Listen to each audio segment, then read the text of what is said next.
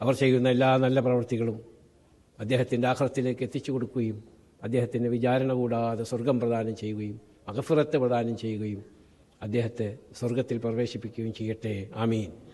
അതോടൊപ്പം നമ്മളെയും നമ്മുടെ മാതാപിതാക്കളെയും കൂട്ടുകുടുംബാദികളെയും അല്ലാഹു സ്വർഗത്തിൽ പ്രവേശിപ്പിക്കട്ടെ. ആമീൻ. അപ്പോൾ ഈ ഫൗണ്ടേഷൻ ചെയ്യുന്ന നല്ല പ്രവൃത്തി ഭക്ഷണം കൊടുക്കുക എന്നതാണ് എനിക്കതിൽ അപ്രീഷിയേറ്റ് ചെയ്തത്.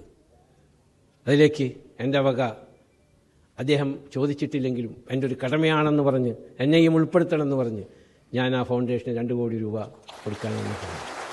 കാരണം അതിൽ നിന്ന് ഭക്ഷണം കഴിച്ച് അൽഹംദുലില്ലാ എന്ന് പറഞ്ഞാൽ അതിൻ്റെ ഒരംശം മരണപ്പെട്ടു പോയ മർഹൂം CH മുഹമ്മദ് കോയ സാഹിബിനും അത് ചെയ്യുന്ന പ്രവൃത്തി ചെയ്യുന്നവർക്കും അതൊരു ഭാഗവാക്കായ എനിക്കും കിട്ടുമെന്നുള്ള ഉത്തമ വിശ്വാസം നമ്മൾക്കുണ്ട്. അതാണ് പറഞ്ഞത് ദുആ ഹുവൽ ഇബാദ. ദുആയാണ് ഇബാദ. ദുആ